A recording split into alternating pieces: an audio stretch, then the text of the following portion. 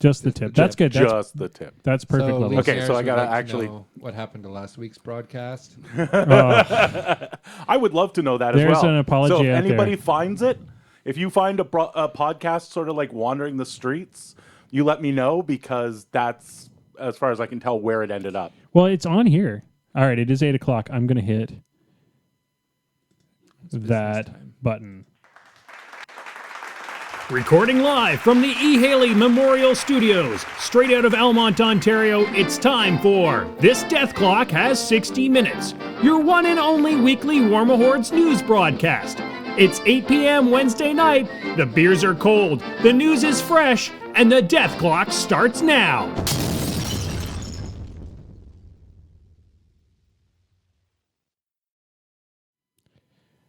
Well, guys, good evening. It's Wednesday night. Hopefully this time around, everything doesn't just go to hell and fall apart and that we lose the entire podcast. There is, out in the wild out there, a mystery lost podcast.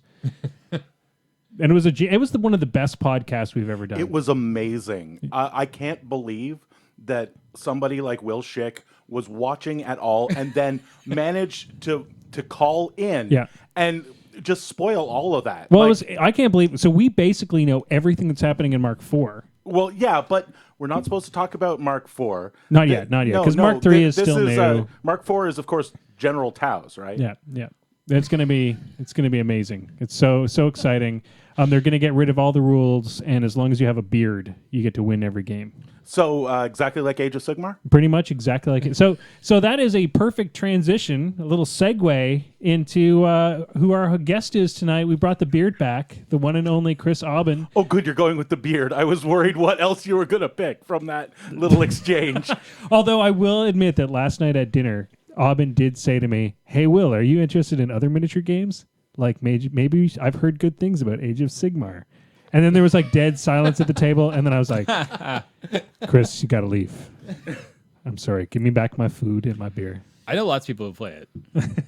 I know lots of people do a lot of things. So we're going to introduce the one and only Chris Aubin. Chris, tell us, you've been on the show before, but we may need to remind the audience who you are. So I needed a good long break before I could come back. That's right. Yeah, a lot of people have that reaction to us.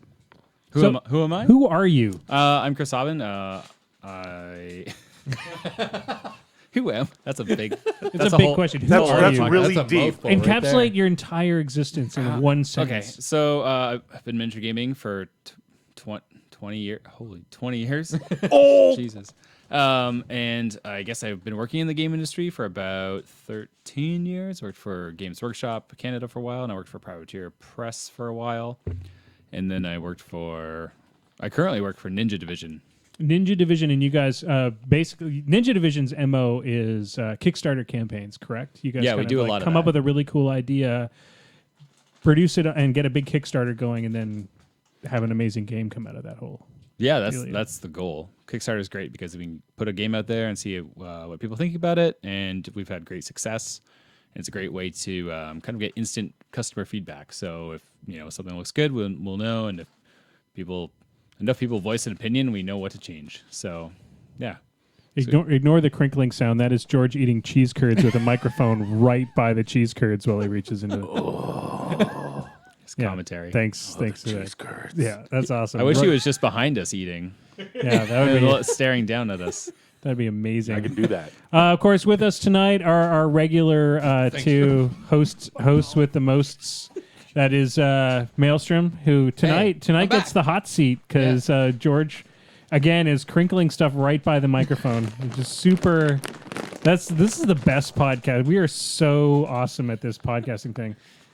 They didn't Revoked. They didn't give me a thing to hold my mic. Yeah, and of course you decided to eat dinner during the podcast. Are you going to share those pepperoni sticks or what? Can we just each have one might. at once? Stop giving me hell about my fucking mic usage. It's only just because you put the mic right beside the bag and then crinkle it. Maelstrom, how was your week of War Machine? What kind of shenanigans did you get up to? Week of no War Machine. You had no War I Machine? had to go. Yeah, no War Machine at all. What is that like? It was awful. The worst. I don't recommend it. And this was the week that the model that you've been waiting for forever was released too. No, it's been sitting at George's house for a while, and I haven't even got to touch it yet. Yeah. Would you like to touch it now? No, Do you I want to touch the It's sitting in front of tentacles? me, and I just want to touch it. 10 tickles. 10 tickles. 2 boxes of tentacles. Do you want to hold one up? Oh, I'd love to. Oh yeah. Do a product those placement? who are watching the live stream can see 2 Hellmouths on the table. 2 Hellmouths on the table. Which Jason will be giving away in a later segment. He's going to be giving them away at Central You can pry them out Canada of my Bloodbath. cold I heard. fucking dead hand. So yeah, and they are sold out all around the city right now because everybody is buying the crap out of them. Yeah. I was. They may be good. Even non-Legion players are buying them just so Legion players can't get them. So here's the thing, though, Maelstrom. We want to. George came in and said, "Don't get used to them." Because these things, they are super good, which means they're going to get nerfed 6 to hell. points and Yeah, they should be worth about 1 million friggin' points. But George, we'll move right over to you. PG Semi-Auto Magic. You were actually tonight. We had to set up the cast. That's never happened before. Yeah, normally I am all about getting the technology correct, but I am in the last throes of getting ready for the Capital City Bloodbath. Ooh. Yeah. Today was arranging for cards for the first Mark III Who's the Boss. Mm-hmm. Like anywhere as far as we can tell. We is it. So at Capital City Bloodbath, we're going to do a giant Who's the Boss. We have a War Machine weekend, not invitational, right. but a points event. Yeah. The winner does get a ticket to War Machine weekend, but not a spot in the invite. Right, it's actually literally a ticket to get in the door. As well as Iron Arena and Youngbloods. And the other thing I was wandering around the city doing was picking up prizing. We're looking down the barrel right now of kind of $1,300 to $1,400 worth of prizes for Iron Arena and the events. So it is turning out to be quite a huge not only prize pool, but it looks like it's going to be a whole lot of fun. And anybody who's sort of sitting on the fence going, I don't know if I'm going to go, you should go. It's going to be amazing. We got word this week last week that there is going to be a bar. Saturday, there is a bar. So here's the other good news. Today, in my grubby paws, delivered by the last winner of Bar Machine, Mr. Chris Aubin himself, who may be sitting to our left here, was the trophy. Yeah. It's the back. Bar Machine trophy is back in my hands. So if everything goes well, and we can get 6 people that are absolutely insane and have a drive home, and probably starting off with a healthy buzz, then we should be able to have the inaugural 2016 Bar Machine Cup Invitational match. Sounds amazing. Sounds beautiful. Yeah. Which so Chris, you won Bar Machine last year. Bar Machine is the penultimate drinking / War Machine competition as designed by Moose Machine. What was your secret to winning? I don't remember much of it, to tell you the truth. I'm pretty sure it was massive cheating. Yeah. Well, drinking a lot allows you to place train. I think. I forget. Yeah. And then backstabbing anyone beside me. Yeah. Which actually, that's how I won in the end. So Yep. well. It was genius. It was an amazing coup. Yeah. The worst part was that you and Russ had been working together, and right at the very end of the match, you guys had to basically beat on each other. And it's a tiger and a puppy. Who's going to win that one? There was tears. Well, the thing is that Russ had the clear advantage when it came to actual drinking over you, but you had the whole clear advantage of because he's well practiced. Yes, he practices with great regularity. He's been training hard this year. Like he plays Eye of the Tiger at the bar pretty much. And where he beats up meat as soon as he comes in the bar. he walks in and he beats on the keg. That's how. All right, so let's talk a bit about this week's news. George, it started out that I had 2 tiny news items, and then you spent the last 3 days hitting us with about 600 news items. So I'm going to leave a lot of the news to you. But the first thing, of course, you might want to open your iPad while I get us started. So the first thing, of course, is that we have some card clarifications coming down the pipeline. People are still trying to figure out what rules mean, which means that there's some janky interactions. And this week, we had a solid answer on how Assault works. We had a question as to how Assault worked. The short answer is it still works the way it used to. Yeah. So what was happening was there were Stop trying to break it. Yeah, because of the rule or the wording, some players, and I'm not going to name any names, thought that they could activate each warrior model in the unit one at a time, place them perfectly, do the assault, and then activate the next one. Yeah, and that's very important for a few things. Things like the storm cannons on the storm blades, I want to say, where they really, really benefit from having their weapon attachments shoot first. It was really nice to be able to move up the weapon attachment, fire, and get that bonus without having to worry about the in melee penalty. Yeah, and there was also the benefit of if you could activate one at a time, then that would allow you to pick your assault target. So if you killed one of your assault targets and then cleared an avenue for another model to move through that, where that kill had happened, that just made assault. It turned assault up to 11. Let's just say. And assault is already a really good rule. Yeah. It's been really nice that they have congealed all the 3 different assault rules into one actual rule. We no longer have unit assault and warjack assault and solo assault.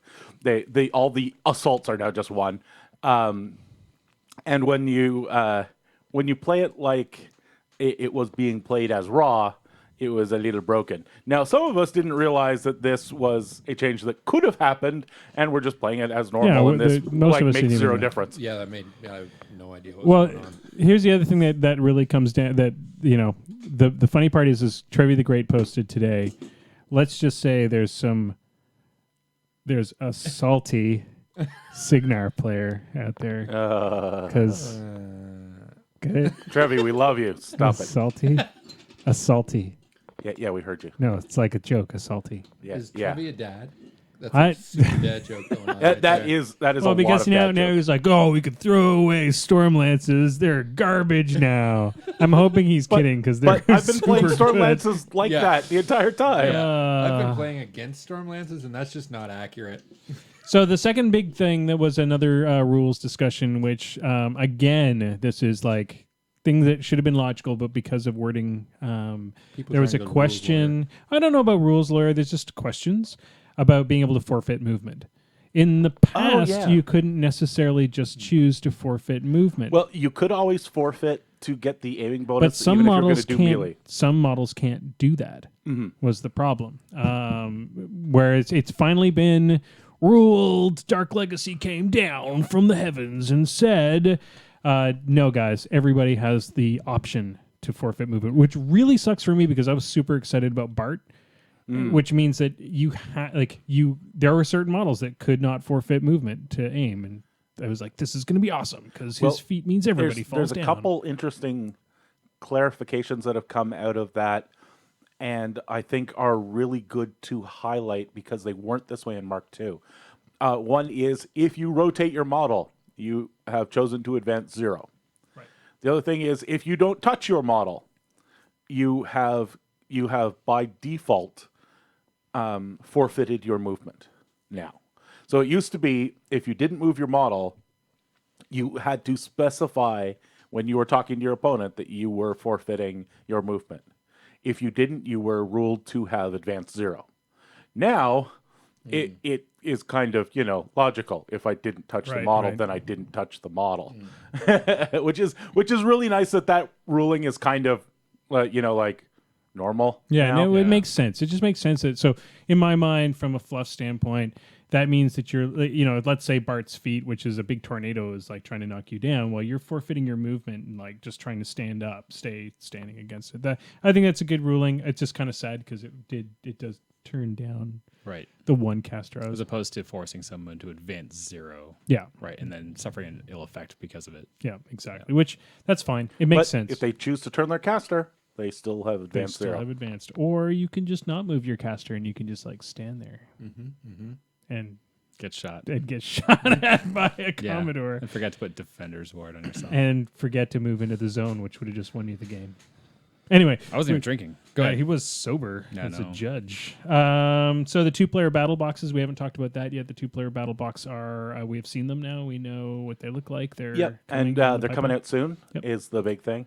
I'm going to be very interested to see those units in the colored plastic, and also I want to see sort of whether they've got any other surprises for us in the box. Yeah, that'll be cool. Yeah. Especially since the design on the boxes now is so intricate. Like, you know, the with the new casters coming out, and it's a card box, and it fits directly inside the single player the battle boxes. That's really cool. So I'm excited to see what they're going to do with this new generation, because let's hope they put the same amount of thought into the design on that too. Yeah. All right. So next up, we do have a leaked release schedule for the fall. We've seen some of the cool stuff coming. Have you guys had a chance to take a look at that? I had a quick look. What excited you about that? The new Warlord coming out for Legion. Oh, The yeah. Bloodless Warlord. Decapitation Weapon Is Master. that the swordsman Yeah. solo? I don't know if he's the... Sword? Yeah, kind of. Yeah. Yeah.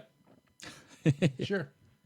PG semi-automatic. Any highlights from the from that leak? You were the one that told me about the leak. Yeah, there wasn't anything particularly that I was looking for in there. It was a lot of stuff that we already knew, basically. But now we have sort of a lot closer idea of the dates. Yeah. Yeah. You know. So now that was it for the news up until George decided to send about 6,000 different notes for this week. So we have cool little tidbit came out of the dev conference at Gen Con. Biggest thing that came out of that is this is coming from the forums. Somebody gave sort of a little heads up. Biggest thing that come out of that is that parallel development is ended. What this means is that unlike previously where each book had a faction got roughly the same toys, now it's going to be more faction-based. Sigmar may get more jacks than everyone, Menoth more infantry. This is really funny that they said that because... Did I say Sigmar? I meant Sigmar. Yeah, you said Sigmar again. Sorry. What's funny about that is that as soon as that was said, like all the Menoth people were like, "Well, screw this. We're not an infantry." And it's like, no, I think that was just an example. That was just like, this might happen. They've also said that 4th or 5th incarnations of characters are possible. We've already heard about Madrak 3. That's coming up in a second. As the story develops, lastly, it was mentioned there was a mention of Khador large base heavy infantry. Given the end of parallel development, I feel like Crix will be the caster faction since we have a deep pool of characters to draw from. This is interesting. I want to throw this out to Chris because you're part of development on games in general, and you've been part of these development processes. Are you excited about the end of parallel development for War Machine, or is this does this seem weird to you? It's kind of exciting actually because you're not going to get the same things for every faction, whereas for the last 10 years, War Machine it's been very balanced, right? So if you see, I assume everyone will get balanced new Warcaster releases, Warlock releases. But if somebody, like a Circle gets a couple new lights and then Menoth gets a couple, like a new battle engine or something, I think that's going to throw the game meta in an interesting direction as opposed to being balanced across the board. Right. We don't have to be locked in anymore. Right. Because historically, someone might get a really good solo, whereas somebody else might get a solo that is not even worth batting in at. So I think this is partly a way to combat faction bloat, because one of the problems with everybody getting a new solo is that the crappy solos can now be left out. You know, they can take a look at all the solos and say, are any of these solos actually worth putting in the game? Do they solve a problem, or do they create a new problem or something? And then they can say, okay, we'll release these 2 solos and these 2 need more work, and they'll go into the release cycle for later. Yeah, and I think it's also a hashtag design space thing too. That means that you can focus on what needs to be dealt with as opposed to just saying, well, shit, we got to do a solo. We got to do a new jack. We got to do a new caster. Each faction has to get these things. Well, now you can go, no, let's just deal with the problem at hand. Yeah, we've actually seen this a little bit. It was kind of teased with the not the Forces books, but the Theme Force books, because they said there are going to be new models in there, and we know that not everybody's getting the same models in those books, and we know that not all those books are coming out at the same time. And they said we will release everything from those books within 3 months of the book coming out. That means that this was going to happen anyway. It's nice to just hear that it's not only in the Theme Force books. It's sort of going to be an across the board thing. Yeah, absolutely. And Legionnaires on the chat is saying a gazillion more infantry units for Scorn. Huzzah! I think Scorn just really wants their book early because they're hoping the book is just going to fix the faction. Not that there's a problem with that. That there's anything Not that there's anything wrong with Scorn. They're still winning stuff. The next thing in the news was there's some Witch Coven clarifications. Hit it, PG. The Witch Coven is always the problem. Yeah. Like, Well, they're the one thing that's different than they're a everything else. warcaster that is not a unit, that is made of 4 models who do not have symmetrical focus or anything. They're a mess every time you have to deal with them from a rules point of view. On the table, they are really cool and they're fun to play with. And they're beautiful. There's a lot of cleavage and low cut dresses. There is. And actually, I've seen, it's one of the War Machine people I've actually seen a cosplay of. The guy playing the Agrigor was kind of weird. Anyway. Yeah, you think? The Witch Coven is, as we said, 4 models. You got the Agrigor and the 3 witches. And you can distribute damage to all the different models, sort of like you can with the Bastions. You can spread it around. And the ruling is that you can actually spend focus off of each witch to dump 5 damage. So that means if they take, say, 16 incoming damage, you could dump 5 onto each witch, dump a focus off of each witch to dump the 15 damage, and then take 1 damage on the Agrigor at the end. So now if there is over damage on the witches, it'll bounce back to the Agrigor, just like it normally does with over damage or anything like that. But it's suddenly made them a lot more survivable than they were before. Right. And the Coven is a really cool unit. I'd like to see them on the table more, so I'm excited to see what people do with this new, basically figuring out how the whole thing works. The last bit of news for this week is Crossroads of Courage, which is I want to say this is the story arc campaign. Yeah, this is the new narrative campaign. League. That's what I'm looking for. And the really interesting thing is that this one is actually going to shape a model. Oh, they're very cool. So unlike a lot of the others, this is one that I'm quite excited about actually playing. Most of the others, you had one like neat little model, and you sort of built it up for your faction. But this is a whole new model that nobody has, and the swag that comes with it is a coin for doing heads or tails flips, and 2 cards. One is the courageous version of the model, and one is the cowardly version of the model. And depending on how people answer a questionnaire each week that's going to be posted, you get to either use the courageous or the cowardly version. And so depending on player feedback, this model could end up different depending on which way it goes. And the little teaser for it is we all saw it. There was a painting done where you can see a battle between Signar and Kador in the distance with a man sort of his back to us with like about to walk in. At the and he's standing at the crossroads and he has to decide between the two. And that was sort of like the teaser for that. And so obviously that model is going to be that dude and you're going to have to sort of define. I hope he's like 100% cowardly in the end. But him bumbling through the battlefield causes havoc to happen. That would be amazing. All right, guys, that's it for this week's news. It's time to find a little focus.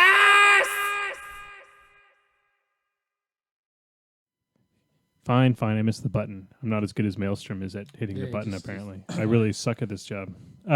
So this week's focus, what we're going to talk about is solos and why to use them. I think the comment came from one of the things that we're seeing with Mark III is people have forgotten how great solos are to a certain degree. Well, I don't think they've forgotten. I think they were initially kind of dumped to the wayside because there's so much friendly faction stuff. Well, there's also some really good solos out there right now that are great combat solos. So you bring them, so you build up your dude army. You run 10 Acostas, basically. I'm just going to throw a name out there of a really good combat solo. So the problem is that we've lost sight of what solos also can do. And I thought what we would talk about this week for the focus is how to fix problems with solos. Chris and I had a great conversation this week. We were dojoing a list after he and I had a game, and we found the fatal flaw in my list. Right, one of the 5 billion fatal flaws in my list. It's a bigger problem. It might just be me that is the fatal flaw in my list. But we said that one of the, we discussed it. The biggest problem was that I had Ragman in there. In a shooty list, and he wasn't doing anything for most of the game. He did stop you from winning in the end because he stood in a zone, but that was his whole job. So instead, we decided that if you dump Ragman, we could throw in... I was thinking Gorman. Yeah. Because you have a shooty list and you have Bart sitting in the back, but the odd shot or lucky guy can come in there and get him. So if you have a cloud in front of him, that's going to really help him out. And your other concern, I believe, was with Ragman, you could use it to negate some armor, right? And Gorman can still do that, at least against Warjacks. Yep. So he comes in pretty well doing both. So that sort of segues perfectly into what we're going to talk about tonight, which is looking at solos in a different way, which is what does my list not do, and how do I, or like what am I like totally getting boned by, and how do I solve that problem, and then taking a look at the solos that are available. So the first question for you, PG Automagic, is explain what a solo is. Well, a solo is a usually warrior model in the game that activates by themselves. They're not part of a unit, and they aren't a special one like a solo. Or like a warcaster, and they're basically they're weird in that they are the sort of regular model in the game. They're just a person, or sometimes very occasionally a pair of people, though most of those are technically units, and they generally bring a certain something to a battlefield. Now that certain something. Is almost always an ability that you could probably find on another model that is like a lot more expensive. Right.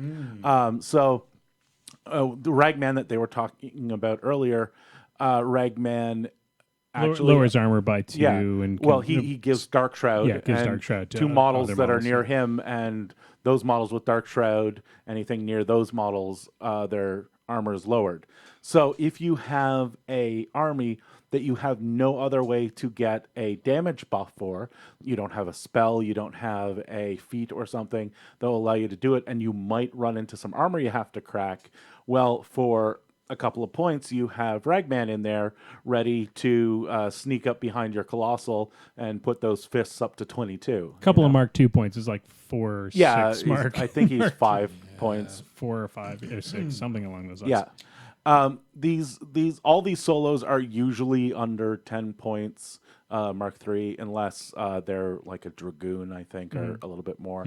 And they always bring usually 1 or 2 things.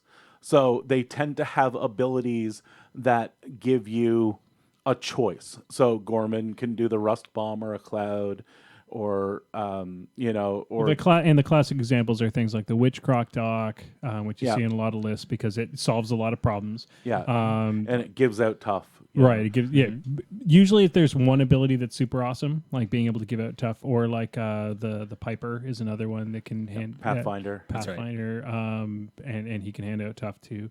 Those things. Yeah, those. If you know you're going to be dealing with that problem, that's what they were. So I guess the point is, the next question was, so it's not just a point filler. No, most of the time you really want to plan out your solos. The only point filler solos are things like the Goblin Tinker, but even he's gotten friggin' awesome now that he walks around with cover all day. Oh yeah, impossible behind his wagon. God dang, he's hard to take out. Yeah, and his ability to repair stuff. Is good. Oh yeah, and he can repair stuff. That might be the point, though. So in most cases, a solo is still a warrior, unless it's. I can't think of any examples off the top of my head where a solo isn't a warrior model. There are several solos that come with war beasts. Right. Okay. Dahlia and Scarith. Gotcha. Stuff like that are still considered a solo, even though it has a attached war beast. As a battle group. Yeah. Solo activations are relatively simple. You activate them by themselves. They do their thing.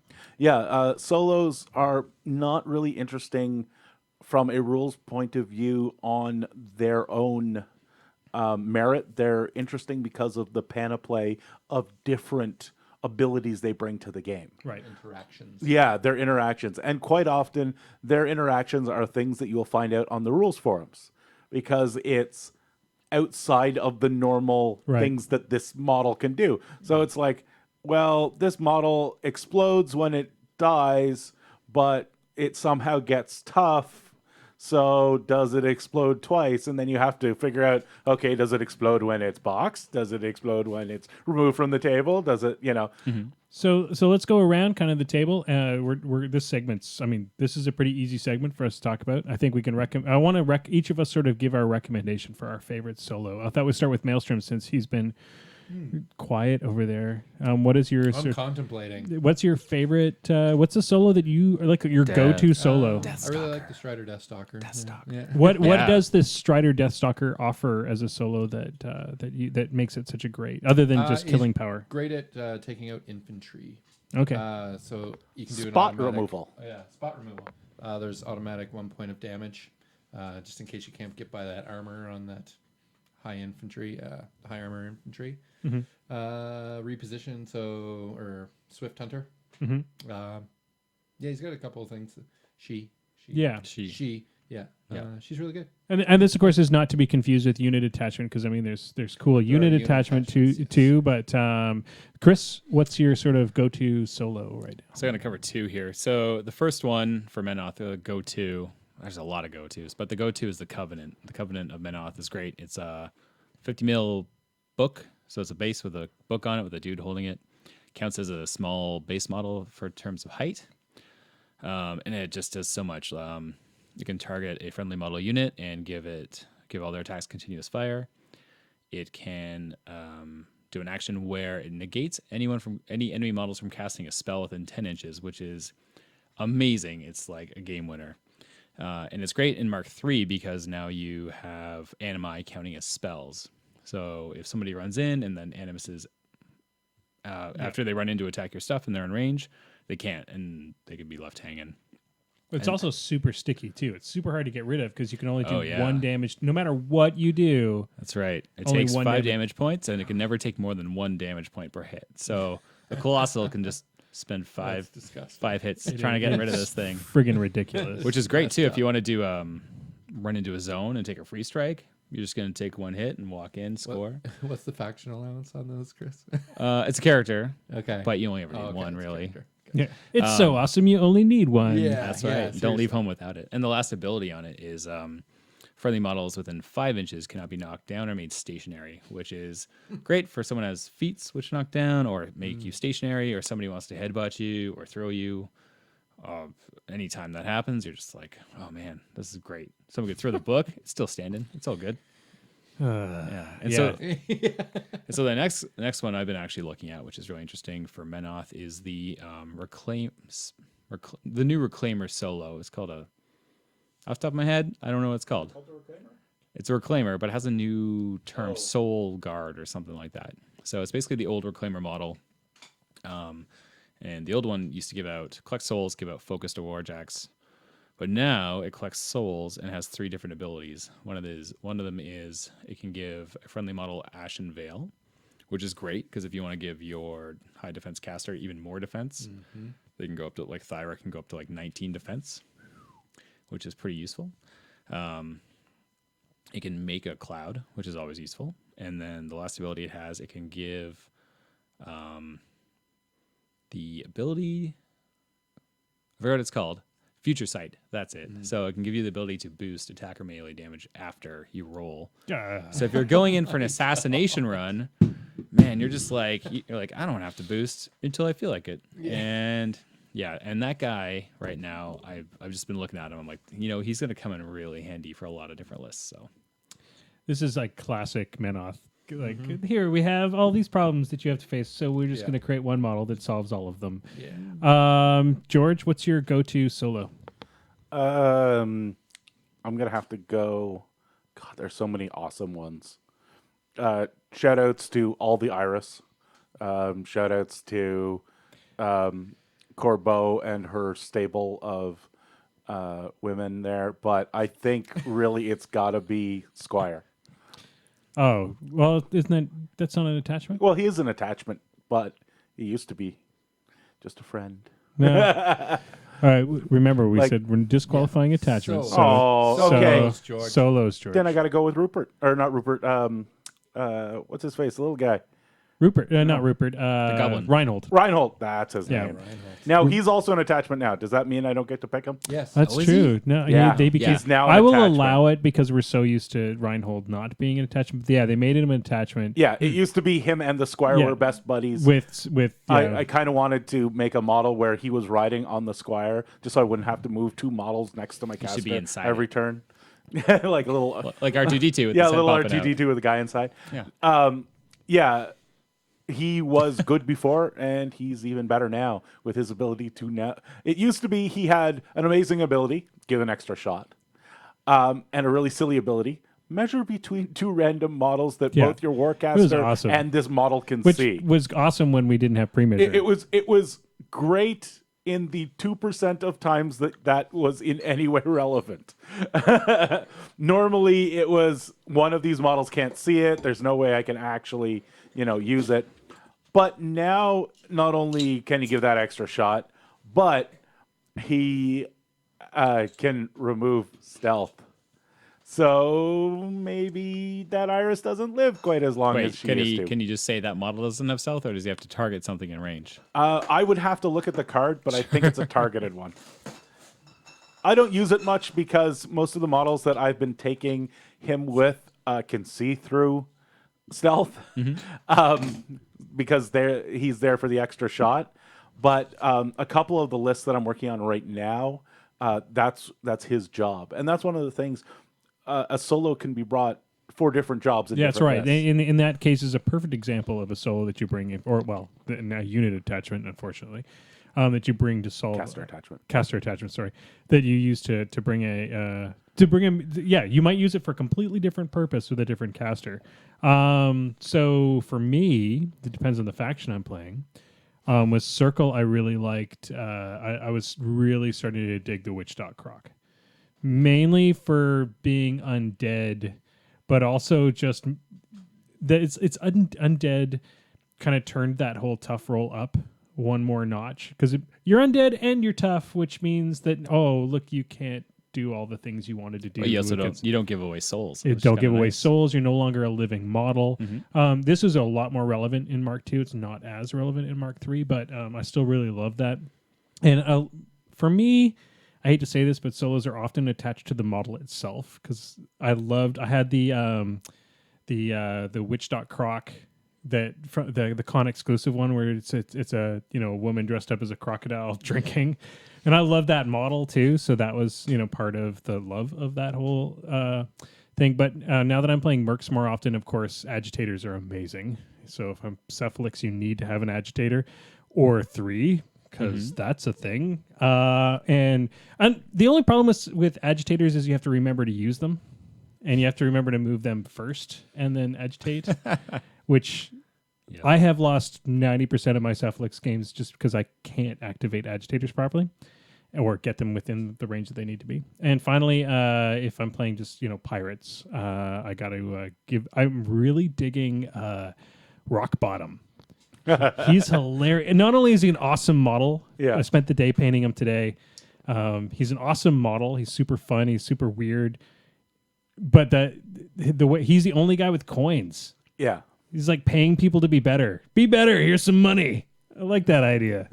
I bet you got an extra shot if I got some extra gold. Solos are pretty interesting in how broad they are, because you can take a lot of solos that are support, like I was saying, the Covenant. It's all about supporting your guys and very effectively.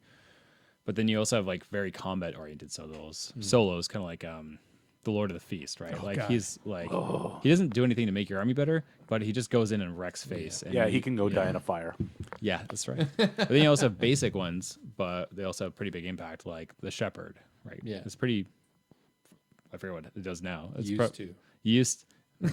Oh, Poor Legion. But you have this whole gambit of like very high impact solos and then very low ones, but you still want those low guys in your army. Like Rax from Enoth are 1 point, but getting the extra focus every turn, or sometimes they just explode, but you still get the focus. But having that 1 point to spend is really nice. If you're playing Convergence, about half of your infantry are solos, because all of the different orbs that you see floating around a Convergence table, those are all actually solos.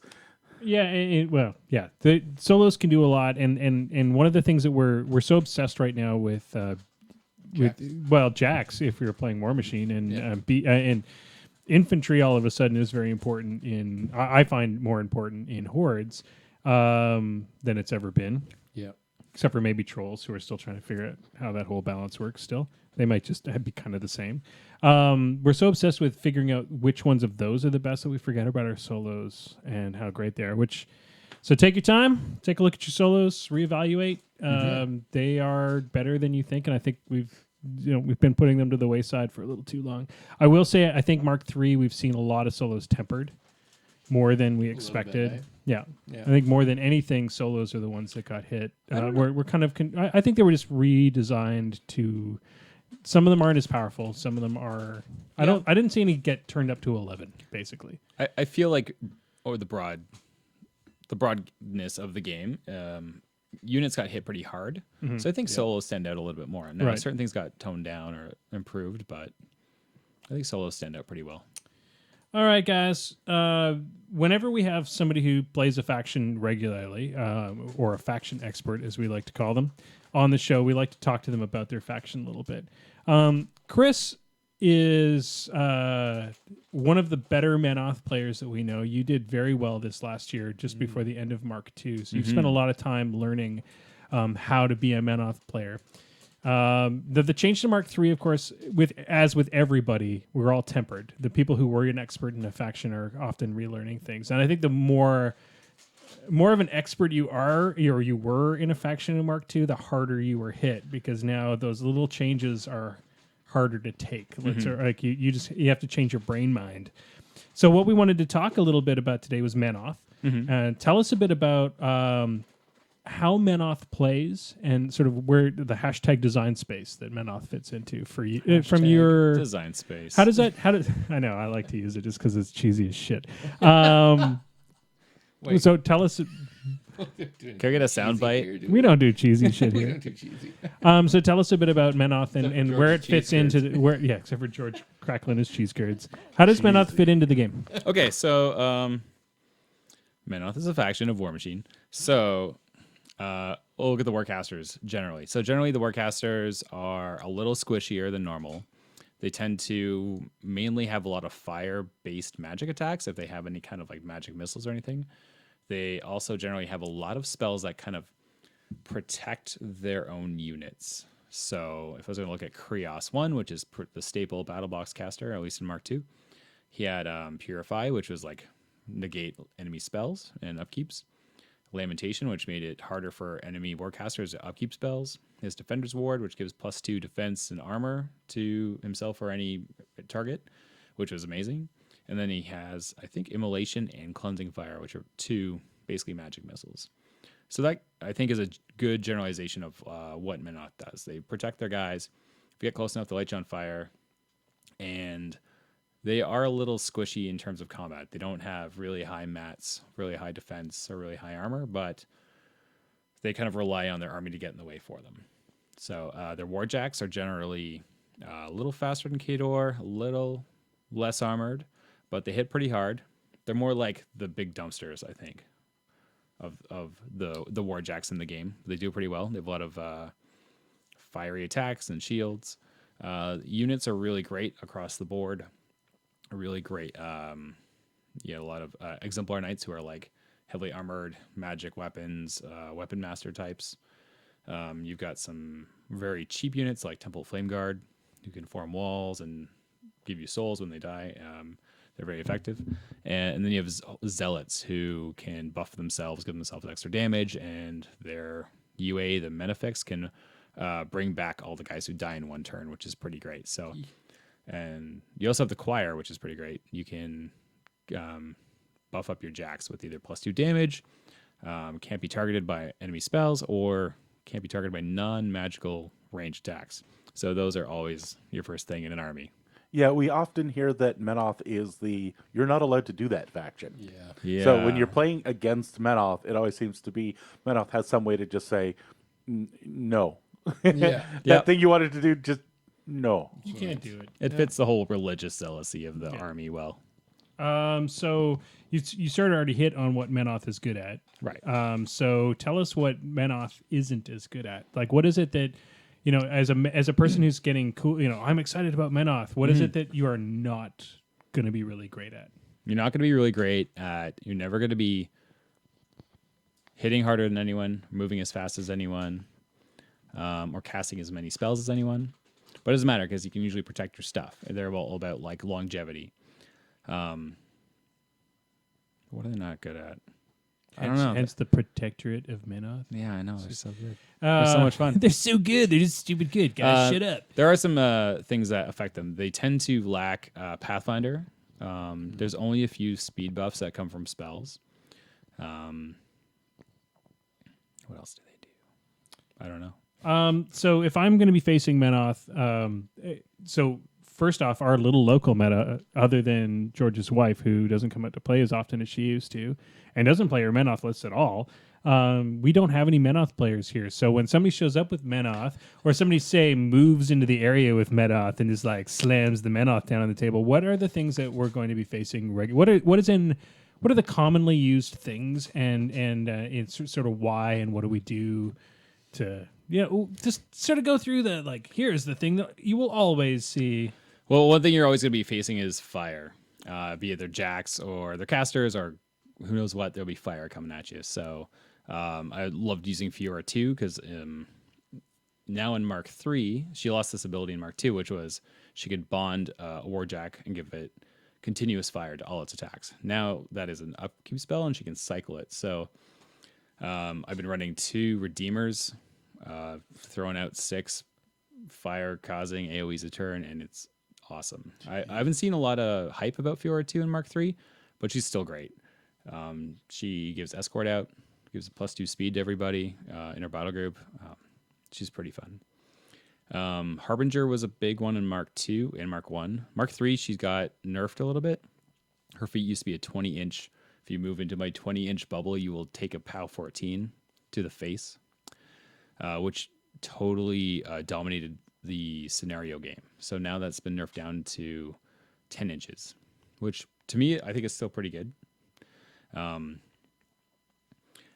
thing that affects Harbinger a lot is that now instead of camping on 10 focus and giving her +10 armor, she can now only spend the focus to remove 5 damage from an attack. So she can still get worn down by big heavy attacks. So you have to, before she would just run a Devout, which was like a shield guard. Now you might want to think about a Vigilant, which gives her cover, no blast damage. Devout's still pretty good. The Templar Heavy Jack gives her shield guard. Basically as many shield. If you just want to block any kind of attack to the Harbinger, then that's what you want to do. Shield guard in general in Mark 3 has suddenly been, this solves so many problems that I now have. Mm-hmm. I have heard several people say, so I start with my shield guard and then I... Yeah. Yeah. So let's just go. You've already sort of hit the best casters, or the ones that. What are the top 3 casters? I'd say, so the Fiora 2 and Harbinger are kind of my favorite casters from Mark 2. I think the top 3 casters for Menoth right now, Thyra is doing really well. She got some really heavy buffs in that she can buff her army out the wazoo, just like everything you can hope for. She's got it. Durst is pretty good in Mark 3. He got deceleration, so now he's basically running his battle group at +2 defense and +2 armor all the time. And on feet turn, that goes up another +4. Opposition, I believe, decels now just armor. That's correct. That is correct. Yeah. Cool. You don't get the defense bonus anymore. They broke deceleration into 3 parts. Right. There is one that still does both. I can't remember what it's called. Okay. Decel itself now does armor, and there's Dissolution. This is the one that does defense. Well, I know Durst has I think it's Bulwark. It's his custom spell. So If they're touching, his warjacks are holding hands, then they get +2 defense. Right. So they're always sitting at in a good spot. And I think the third one that is standing out right now is Sevi 2. Sevi 2's bond is that oracular vision. So if Warjack has a focus point on it and it takes damage, it can spend the focus point to ignore. Actually, it spends the focus point to ignore the damage roll before it's rolled. So if someone charges me, rolls 3 dice, is about to roll 3 dice, I'm like, no, sir, not today. And I spend the focus. That is so ridiculous. Wow. It's pretty And great. with power up. There you go. You're always sitting at 1 at least. You're always sitting And at he's an 8 focus caster. Put that on a shield card. He's an 8 focus caster. Oh, yeah. And he gets to cast a spell for free every turn. Oh. But he's still only armor 14. So the next question's a bit tougher, which is, you may have already answered that to a degree, but what are the most fun casters for you to play? What are the ones that you just can't help yourself? You got to throw them down every once in a while. Fiora 2 is really fun. Just like lighting everything on fire all the time. Who else was I looking at? I'm looking at Thyra because I think I found a way that she can clear 21 inches across the board, nothing can block her, and then she sits beside you at defense 19, fully loaded with focus. So just for fun. Happy birthday. All right. Wait, she doesn't have flashing blade, right? Does she have flashing blade? Yeah. No. Okay, That's okay. But So- she'll kill you. And so then the- I think Resnick 2 is going to be really awesome because he was really hard to play in Mark 2, but now you can get him in Mark 3 with Metal and Corbeau. Yeah, I was just gonna say, is this the horror show that is him and Corbeau? I hope so. Yeah, I'll just put her on the base. It's the one where you can't shoot when you're. He What has is the a interaction? So if he has a focus point on him, he can't be targeted by non-magical ranged attacks. And then, of course, if Eris wants to shoot that off him, you just have one of your shield guards take it because that's what they're for. But Metal and Corbeau makes it so that enemy warrior models can't target the warcaster or her with attacks. And let's just be clear that warcasters are in fact warrior models. So Awesome. the butcher charges in and stands there. Oh, wait, my I believe it's God. non. Oh, is it non-warcaster? I believe so. Oh, okay. Yeah, I think so. Okay, ladies and gentlemen, the last question for Chris this evening. This is a bit tougher one. You've had a chance to sort of play Mark III. You've got how many games in your belt now? 10, 12, 13, something like that? Yeah, like 15 to 20. Yeah. So, in your mind, what are the biggest drastic changes to Manoth since the graduation from Mark II? What are the change? What sort of the speed changes did you have to make? The quick switch arounds as a Manoth player. The Vassal of Menoth solo. He's a little battle wizard, and he used to grant ancillary attack, which he would just make a Warjack make an extra attack. So your Adjudicator or your Reckoner could shoot another attack out for free. He lost that. He has power up instead, or in power, so an extra focus point, which is still pretty good. But not having that, 4 Reckoner shots a turn is a little bit of a shock. A lot of staples changed, and there are no longer staples. So like the Knights Errant were always the first thing in your list. They were affordable and they were solid.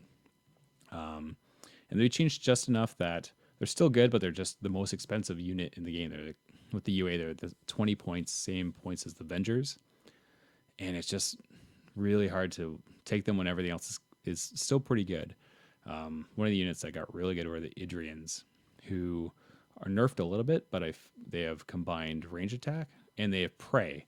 And with how units kind of got nerfed down a little bit, that prey really makes them great. So Yeah, I don't think in Mark II I saw an Idrian on the table. Oh, God.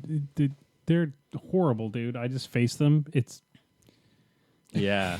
So I ran Idrians with High Reclaimer, who got Hand of Fate, which is basically giving them a unit extra die to hit and damage, drop the lowest. Oh. So I prayed the Behemoth, and I charged. They get +2 on charge attack damage. Okay, so And brutal charge. I think I had four Charge prey. Idrians kill the Behemoth on the charge. Oh my God. rolling they're just a huge unit. and you could do CRAs with them. And they have a range 11, I want to say. So they On just their get, gun, yeah. they're like, hey, everybody else gets range 10 on a gun. We're just going to give these dudes an extra inch. And What reposition, the which I hell? always forget about. And reposition, yeah. They're just And like, dig in. you know what Or gone exactly, ground. you know exactly ground. what's going to happen. It's going to Yeah. be that something will be taken away. Yeah, they're just one of those units where you're like, I can't not take it. We They're just so kind of good. screwed up. We gave them a few I, too. I many feel like things. there were somebody went back to the very first book, opened it up, and went, "Oh, these units, these are the ones we need people to play." And Sword Knights and Idrians and all these things just suddenly came out of the woodwork. Yeah, all the things that we haven't sold any Idrians in 6 years. Oh, I don't know. I think they got Ren and Mark II a lot. They're really good. all right. They were better than Mark II. So we're gonna leave Menoth behind. There's a bazillion extra questions we could ask. So to sort of give you an overview of the next topic for this evening's roundtable, I have two game designers one who I sit beside pretty much on a weekly basis, and the other one who I spend most of my time talking to on Facebook during the day or whatever. So here's the problem: is that they're both under these things called an NDA, which means they're not allowed to disclose secret information. Non-disclosure That's my agreement. favorite You're rap. not allowed to talk about Sons of Best rap bitches are group. never allowed to talk about. Yeah, there should be a game designer rap.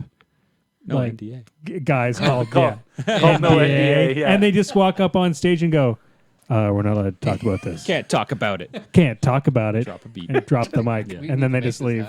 this happen. So what I thought, now that I've got you both in the same room, and last time we talked a lot about how to be part of the gaming industry. Well, Maelstrom took that to heart and got into the gaming industry.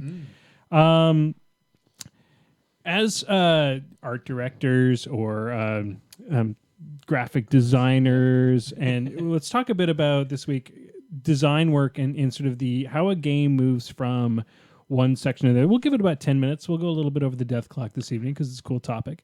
But let's start with Maelstrom. Tell us your experience. You've been working with Chris for the last few months. Yeah.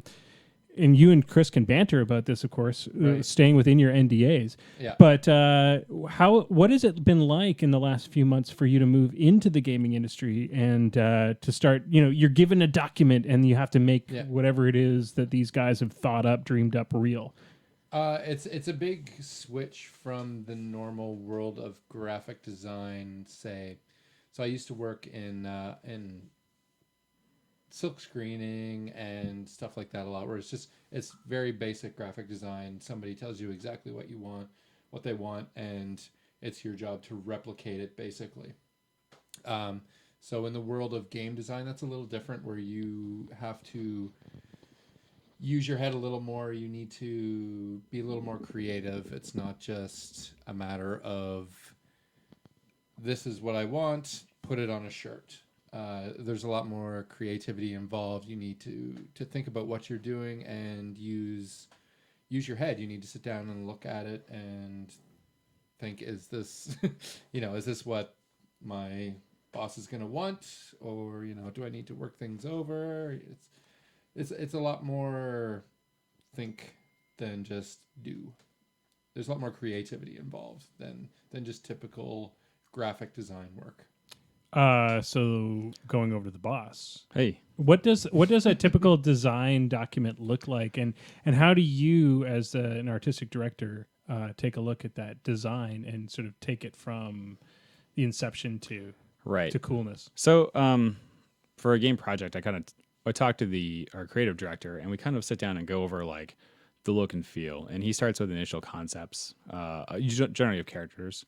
So I've been working on a game called Rail Raiders Infinite, which is a chibi-influenced board game about space cowboys who jump on a space train and rob it, and it's fun. And what more fun could you want than space cowboys? So first, we start off with basically figuring out what all the characters are going to look like, and from every step forward, it's tons of fun because you're looking at, okay, how do we have cool space cowboys? Well, let's have a gunslinger with a robotic eye and like a metal hat. Like basically you just sit down and hash out all these cool ideas, and you draw from different influences through like science fiction or comics. And so when you hit the design point, you kind of you try to capture that feel in all the elements. So like the border elements, you try to have this cool metallic sci-fi space feel, but it also kind of has a little bit of that old Wild West to kind of match with like the cowboy theme. So for one instance, we had a part of the game is that you roll dice and you have poker faces, and so poker symbols, and so you are trying to basically match poker hands to try to beat your opponent through these die rolls. So I really wanted to have like a craps table as a background element in the game. So I took all the different kind of sci-fi poker faces we had and made a kind of like a pattern, and I just made this like green velvet kind of feel of background for the pattern to go on, and then I implemented that into some cards and some background design. And just a little element like that really draws you into that. Yeah, this is totally space cowboy poker kind of thing. So, yeah, it's totally fun trying to get all these things to work together. Mm-hmm. George, you got a question for Chris? Well, I've got all kinds of questions. When you're don't break NDA, but I don't even know what's on the NDA. No, when you're creating, when you have something creating like that, does it normally start off as, here is a game that has no flavor, and you design all the art and pictures and everything up from there? Or is it like, here is a bunch of pictures of happy little monsters, we really need to do something with these happy little monsters? I think we start off with a concept, and then for Rail Raiders, for instance, like, yeah, space cowboys are robbing a train. We can make a game out of this. And so you take the concept and you're like, okay, how will this play out? How long does the game need to be? How many people do we want to have play it? And you kind of develop the rules from the concept of the game. So I guess the next question is to relate this to War Machine. Mm-hmm. Within what you can tell us, what was sort of the thing that you felt you had the most influence on in the original, sort of when you worked on War Machine? Do you have something that was sort of something that you got to kind of mold and influence in a certain degree from an artistic standpoint? So when I worked at Privateer Press, we had a concept artist who worked with the creative director, and I would then take the concept art and work with outside illustrators to get all the final artwork done. Mm-hmm. So I would get a really cool line drawing of a model and be like, this guy's awesome. And I'd also get the rules from the developer just to have an idea of like what they do. So I had an idea like, should this guy be swinging an axe if he's the butcher, or if it's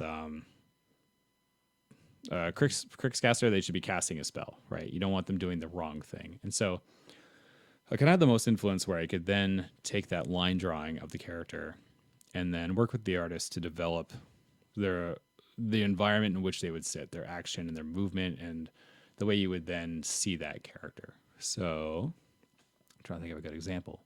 One good example would be in Mark II, we had faction books and we did splashes for them. Or I guess they would be the covers of the Mark II books. So, for instance, like the Menoth book, I really wanted a Fiora 2 because we didn't see much of Fiora 2 up until that point. And I really wanted it to take place in Sewell, or like Menoth Protectorate landscape. So it had to be desert.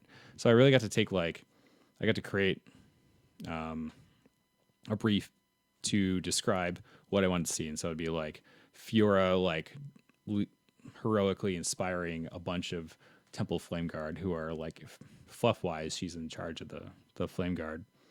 And then I wanted to have a big tower in the background and like see some racks around, dudes in penitence. And then a couple warjacks forming this like line of defiance, right? And so you kind of got to take, you got to create a little bit of a story in each piece, which is really fun. So you were lucky enough to be the guy that took the sort of literal sketch sometimes, but sort of that vague idea of, we need the cover for the Menoth book, and you got to say, well, you know what would be amazing on the cover? This type of stuff, and then you'd send that off to the actual concept artist who was doing the the final sort of. At least you're working with art too, where people can kind of create whatever on. I mean, the canvas is infinite. In the film industry, you are the grand idea guy. Wouldn't it be cool? Like, I love getting the phone call. Wouldn't it be cool if we caught a 6 billion pound shark on a cast net in a windstorm? You should do that. Make it happen. Yeah, make that happen. So it's kind of a cool. It's pretty neat that you get to just sort of go. Here's an awesome idea. Make that go. So I had one instance where it kind of backfired on me, and I don't think this is gonna break any NDA rules because everyone's already seen it. So I was in charge of getting Lord Carver, the pig warlock, getting his art done. And I'm like, oh, this guy is a total fighty melee badass with a big sword. I'm gonna have him charging forward, just like slicing something, I think the butcher looks at me, and I want Carver to look like insane. And so we got the initial sketches in. I ran them by the creative director, and he's like, "What is this?" I'm like, "It's a pig dude, and he's running forward, and he's gonna like kick some ass." And he's like, "This isn't what we were talking about." And I'm like, I don't think I was part of this conversation. What are we talking about? He's like, this guy is basically inspired by like Conan, right? Like this like intense guy who rises up through the ranks to like rule his empire. And he's like, he needs to be sitting in the throne like Conan at the end of the movie with his sword like contemplating the lamentations of his defeated. And I was like, but he's charging. And it's like, but it's really cool. He's like in the throne. And I'm like, okay. And so now we have Carver in the throne, and it looks awesome. And I'm like, now I see why it was a great idea. I just wasn't, I missed the brief on that. He wanted the end game Conan rather than not the mid game. game. Yeah. All right. So in order to not break any more NDAs, which you've already may have pushed the line a little bit, Jason, you want to break some NDAs? No. Your boss isn't listening. No. He never even listens to this show. He never even listens. I know where you live. We're gonna have to wrap this up for this evening. This has been cool. Thanks, Chris, for joining us again. Yeah. It's always awesome to have you on here, not just because you're our most listened to podcast up until a certain point. What, really? Yeah, people listen. It's because my mom listened to it over and over. It's just your mom. She actually called us, and we sent her a cassette tape. She just hit refresh like a million times. She actually called us and like, I like your podcasting, but could you send it to us on cassette tape? My mother sounds very British. I don't know why she sounded like that. It was hilarious. But now it is. Oh, I gotta. Better than the Bill Cosby. Now it's time for lightning round. Dude, I can't believe you're making fun of my Bill Cosby, Christopher Walken. I wasn't sure. I've been working on that. Is it Bill Cosby or is it Christopher Walken? Well, that's the whole point. Does it matter? Is it both? It doesn't matter. It's is it just Christopher Walken genius. doing a Bill Cosby impression, or is it Bill Cosby doing a Christopher Walken impression? You will never know. Oh wow! Christopher Walken, you don't turn your back on, dude. It's like the impression matrix. All right, guys, it's time for the lightning round. Everybody knows how the lightning round is played here. I don't have to describe the rules. We yell into the mics. You just yell over each other. Okay. If you're watching live, you can answer in the chat, and Maelstrom will try to figure out who the best answer was. There is a delay, so we can't ruin it for you. You're so bad at this. Okay, question number 1. Don't look at the answers. I can't. I'm like, I have to still talking. What is the range on the choir of Menoth's hymn? Nah. Chris. 3 inches. It sure is. You sounded really certain of that. Scary that you had to think about that. Question number 2. What is the height occupied by the Covenant of Menoth? Small base? What is the actual height? Man size. What is the actual... Congratulations, that's inch. the rule. No, it is not. 1.25. It is actually 1.75. Really? Yeah, it's almost 2 inches. It's almost 2 inches. Yeah. Not what I tell my wife. Okay, question number 3. What is the cost of the spell Boundless Charge? Nah. Go, Chris. Shit. 3 inches. 3 inches. 3 inches. 3 inches. You mean 3 focus? 3 focus. No, it's 2. I knew that. It's 2. Okay, new character model, because we talked about character. I gotta stop buzzing in. Colby Sterling will work for Anybody with enough money. No, she actually won't work for certain factions because she don't like them. So Yeah. you're wrong.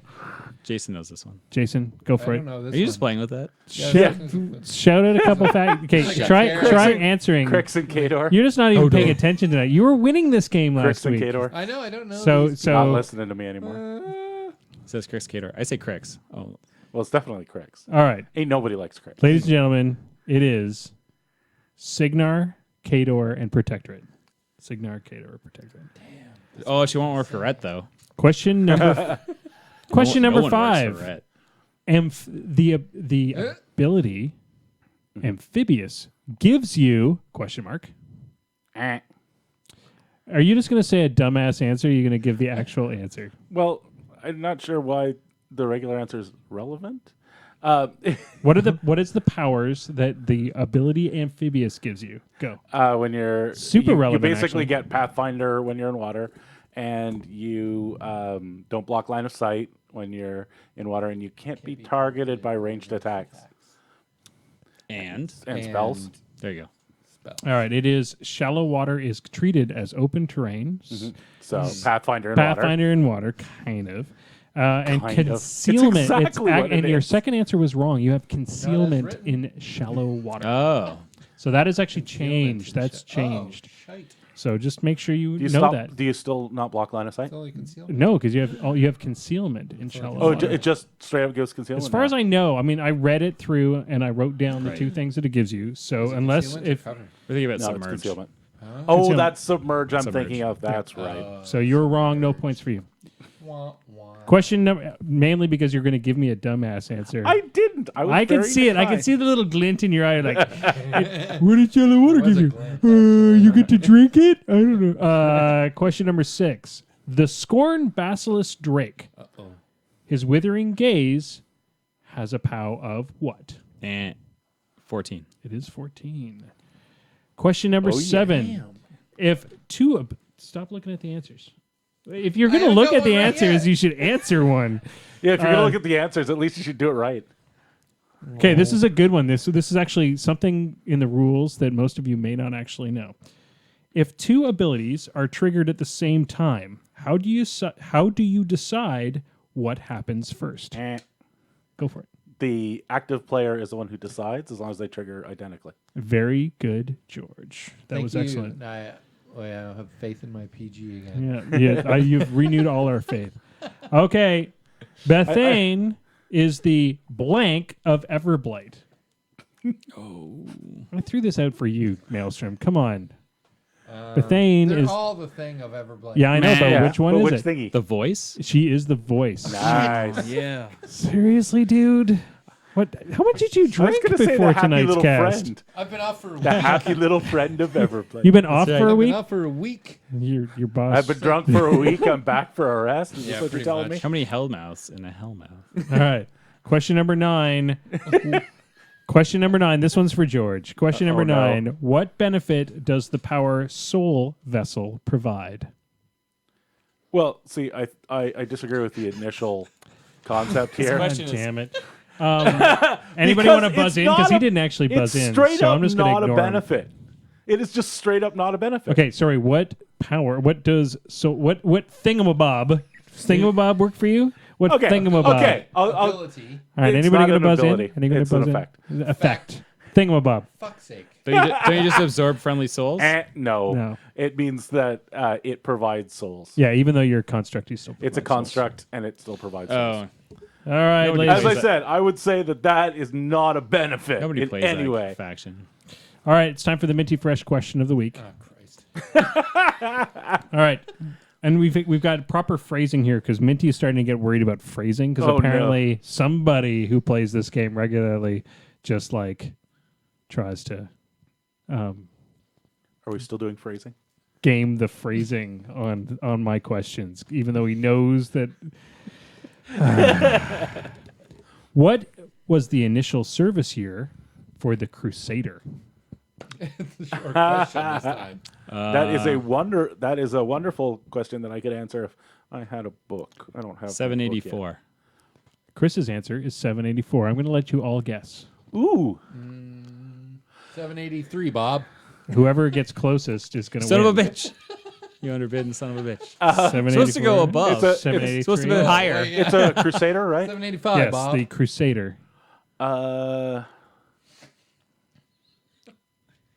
We have 783 and 784. Go higher. No, it's not higher. No? No, because they're old Signar Jacks, right? The Crusader is one of the early models. It's not made by the Sewell company. It's made by the other guy. I'm just going to I start don't know drinking. about I'm gonna Now I don't know. Okay.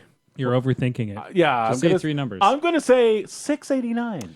George is the winner. It was actually 513 AR. shit. 513 AR. Yeah, I knew it was an early one because it's actually one of the ones that was provided to them as a labor jack so that they could build things. I So- don't know why they needed to So, build. Chris, you were Build actually tires. you were going to win the game, but then I said that whoever answered that closest was going to win the game, so George wins. That's fine. George, yay! Yay. But really, you actually won because he just Yeah, you totally. I'm the guest. Although you did think about it. So this time you didn't just throw it around. You were like, I think that it happened because of these things and some thingamabobs. I think Minty would Was be that impressed. an informed decision? would you It say, was. George? The reason that Minty threw that question in there is because both he and I opened up the brand new book and had a little bit of an ogle at the pictures for the new Warjacks, because next to every Warjack is a little picture of their designation plate or their engine plate. Shenanigans. So it shows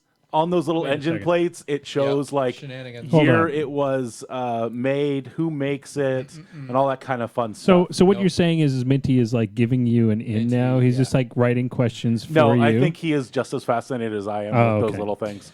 All right, guys. There's still 2 call people shenanigans. fascinated about this. There's 2 Yeah, people in book, the universe. That book actually was designed by Minty for me. Yeah. So that's why.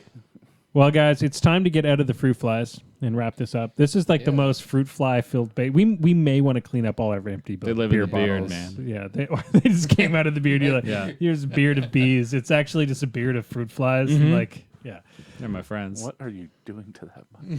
Strangling it. All right. So, George, there's really only one event to talk about, and this is your last chance to talk about it because it's only a few days away and there are tickets left. The Capital City Bloodbath is this weekend. It's running 3 days, Friday, Saturday, Sunday. There are events all 3 days, plus Iron Arena. We're having champions, we're having young bloods, we're having masters. We have the first Who's the Boss of Mark III, which I was almost late to the cast getting the updated cards for Marc Andre so that we could do that. There's a shit ton of prize support. Oh my god, I gotta say this. The Wizards Tower was an amazing sponsor this year. They so far have donated more than any other store. But I also want to call out to all the stores in Ottawa because I think every single one of them is participating, and I think all of them have donated not only to the event itself but prizing to the War Machine side of the event. We are currently staring down the barrel of like $1,300 worth of prizing. That's crazy size. So we'll be able to, you'll be able to come out, spend your skulls, win some awesome prizes. That's all I'm going to do is play Iron Arena. Screw all these There- goddamn. the- Best game ever. Star I Wars know Armada there's, box I know this there's, year. There's like other people just planning on showing up on Friday at like I know 10 there, a.m. I know there are people who are going to be playing Iron Arena. They've bought weekend passes that would allow them to play in a War Machine weekend points event. And I know for a fact that what they are going to do is play Iron Arena for 3 solid days. Just tell me this. Are there any like pirate models that I can win? I may have spent last evening ordering every single Merc and Minion solo. Sweet. So I'm in. Now, I will let Sign me everybody right now in Ottawa know Silas Wishnailer was back ordered. It's all right. I've got a Silas now, and he's beautifully painted. So I'm That's good. amazing. All right, ladies and gentlemen, we're going to wrap it up. I want to thank Chris again for showing up on the show. Thanks very much, guys. Now It's always that, a pleasure. Now that you're moving to the area in like late September, right? This may be, we might have to con you into coming on a little more. If you guys buy the beer, We'll always buy the beer. whoa, I'm in. That's a good. That's You only actually drink my- like 2 beers, so it's know. not like, oh, damn it, he's gonna drink 2 of the beers. That's actually Out of how the I can 10. stay on the cast. guest. Yeah. He Well, provides the no, beer. it's also because of it's your basement. That Yeah. too, yeah. Prep the couch. Well, actually, Sleep it over. I tried to buy the beers last week, but then you guys all came over to my house and drank all the here. beers. No, you were here for it was like You the bought day all the before, beer for you and George. and then no, like no. you guys Oh, no. came over like 2 days before the cast and drank all my beer. And then this week I bought a bunch of beer, and then Chris and his wife came over Yep. and encouraged me to drink all the beer. 'Cause We just watched him. They get watched me get shit-faced. shit faced. I'm like, just watch this, you guys. It's By a the way, euchre. I can Hamilton- drink two at once. Like all awesome stories, did this one start with, here, hold my beer? Hamilton Computer Geek, by the way, won the Nice. lightning round on the chat because he yeah. was the only one who answered questions. Excellent. Okay, last thing I want to mention before we go out tonight is of course, we've already done a plug for Wizards Tower. They are the greatest. Please go order all your shit from Wizards Tower. They are awesome. We love them. And we're looking forward to seeing the guys from them this weekend. The second thing I want to do is give a shout out to George, who put together our store this week. If you go to our Facebook page, you can get to the Moose Machine store where you can order awesome things. We Weird have things. all Or you kinds just of go weird to things. store. I want to sell one crotch rocket. I One just want crotch rocket, one yeah. crotch rocket to sell. Go to the store to find out what the crotch rocket is. I hope that's a laser for the game. No, It is you got to amazeballs. get it for your wife. Just tell you is that right now. She probably already has one. I know, but you need to get one. I can guarantee right now she does not have one. Of Ladies, these. Okay. men, if you have a birthday coming up for your lovely lady, get her a crotch rocket. That's You can go to store.moosemachinenetwork.com. Yep, you sure could. We have women's t-shirts, men's t-shirts. Tights? We have tights. We I was have gonna order the socks. tights but they're not going to get here for Capital City. Blah, blah. Do you have a 10-gallon hat? We No, should do we it. don't, We need to do unfortunately. hat swag eventually, but there's also, of course, our patented awesome coasters, which are way sweeter than you think. So when you look at them, they're actually like a great big thick tile. I actually keep one in my War Machine bag. me too. Because I find that I am almost always having a drink while I am playing, and I don't want to mar the tabletop. mat, or like you leave 2 or 3 beer rings on someone's mat and they get really grumpy. And Jason may or may not have broken a bunch of copyright laws and has some other cool stuff. I mean, nothing. We know nothing. We know It's nothing. bound to happen. Hopefully, we will also have our awesome feat tokens coming in this weekend, which we're pretty excited about. Yep. They may not be here quite on time for. Really depends on what we're company hoping. are We're shipping hoping. those. I have not Purelator received a or shipping. UPS or- Well, the problem is I haven't received the shipping notification, That's, which is a bad sign. Yeah. They were supposed to be here by the 18th, so we'll see. Either way, that's it for tonight, guys. We have we're 22 minutes. Are we way over? I like talking. We so killed the death clock tonight. It was stupid. First But anyways, talking. that's it, guys. Everybody say goodnight. Good Bye. night. Dice down! Moose Machine and This Death Clock Has 60 Minutes is a proud part of the Muse on Minis network. Podcasts go online every Thursday morning. You can watch the show live every Wednesday night at 8 p.m. Eastern on Twitch and keep in touch with us on our Facebook page. Just Google Moose Machine. If you can't find us, you're doing the internet wrong.